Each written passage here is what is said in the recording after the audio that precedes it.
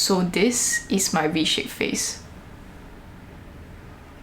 So there you have it, V-shaped face. And that's all for today's video, guys. Thanks for watching. I'll see you next time. Bye bye. No, there's so much more to that, to getting a V-shaped face, and let's get right into it.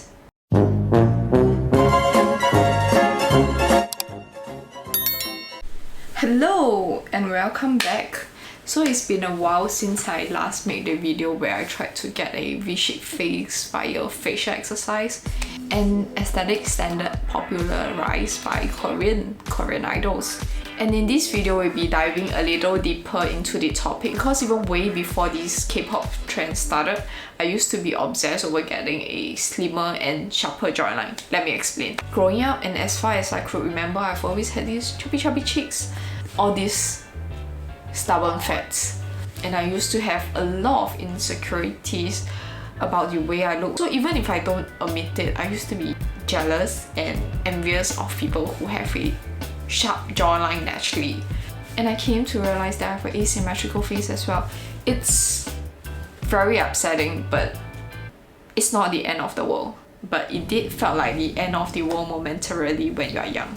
So I started to look for solutions and ways to reduce the appearance of these chubby cheeks. But I think over the years, I've learned to accept the flaws, my body flaws. It is not so much about being proud of these flaws, but really about finding ways and learning how to work around it. So today I want to share with you guys my findings and my 5 tips on how to achieve a slimmer and more symmetrical looking face.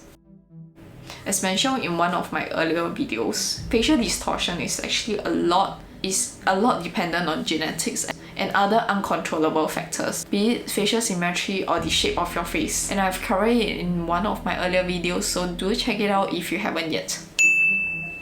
So take for example sleeping position. We all have our preferred sleeping position. Some people like to sleep on their stomach, some people to the side. There are different preferred sleeping positions, but you get my point. And so if you prefer to sleep on one particular side, that side will eventually flatten. Actually, the best sleeping position to prevent wrinkles and facial distortion is by sleeping on your back, because you don't put pressure on your face. So for me, I love sleeping on my sides. Guess what? So what I'm trying to do is actually as much as possible, I try to sleep on my back. I still find myself reverting back to this side in the mornings, but I hope that sleeping on my back will eventually become a habit over time as I become more conscious about my sleeping habits. And while you work on changing your lifestyle to prevent further deterioration of facial distortion, there are aesthetic procedures one can undergo to improve one's appearance.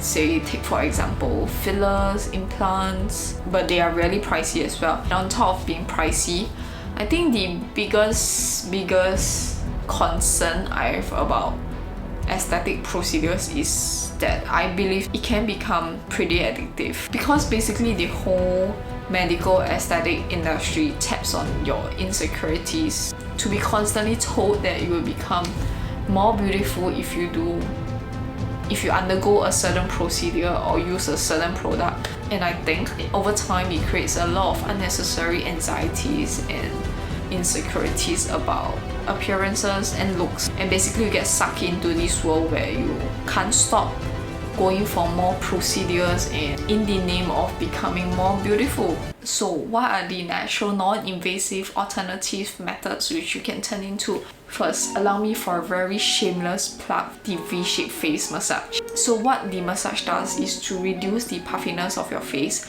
by increasing blood circulations in your face. And I actually did notice that my face got smaller. So it is a cheap and fast way to make your face look slimmer. Second, I think we all know weight has the most direct impact on the size of your face. But some people do still notice that their face look really round even after losing weight, which brings me to my next point, how to reduce facial bloating. And one of the top reasons for facial bloating is actually dehydration. So my friends, stay hydrated. Still water, sparkling water, coconut water, they all work.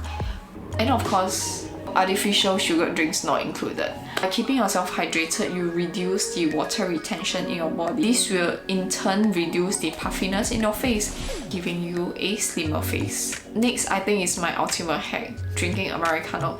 So if you go to Korea, you will see everyone just drinks Americano on the streets. No one drinks things like latte, caramel latte, things with milk. It's like Americano is their national drink. And that explains a lot why so many Koreans have this V-shaped jawline. The caffeine in the coffee seriously helps to reduce puffiness. But I think it's an acquired taste. I used to love to drink coffee with milk all the time. But nowadays I just love drinking coffee as it is. But if you're not a fan of coffee, a fan of tea instead, green tea works pretty well as well. Moving on to the last tip for the day, it's really about being more aware of your personal habits, like the way you eat, the way you sleep, whether you have the tendency to lean your hand on one side of your face. All of these contribute to facial distortion over time. Know that habits can be difficult to change, but only by being more aware of your actions, you will then be able to change it so as to prevent further facial distortion. Know that these tips may sound very basic and simple. You might think it probably wouldn't make a difference in a short period of time, and indeed, it's true. If you want fast and quick results, you will obviously be undergoing aesthetic procedures.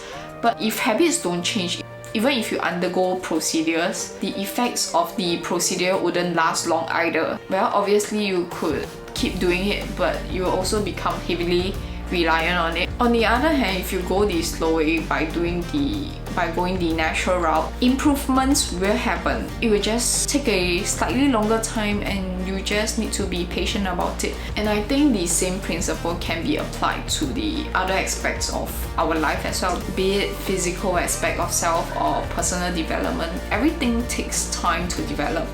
And for myself, I have a lot to work on and improve as well. And I think it's really about constantly trying to grow and evolve to become a better version of ourselves, be it physical or mental. And last but not least, it's important to love yourself, your current self. I mean, change doesn't happen overnight, but be proud of the work that you are doing to improve yourself.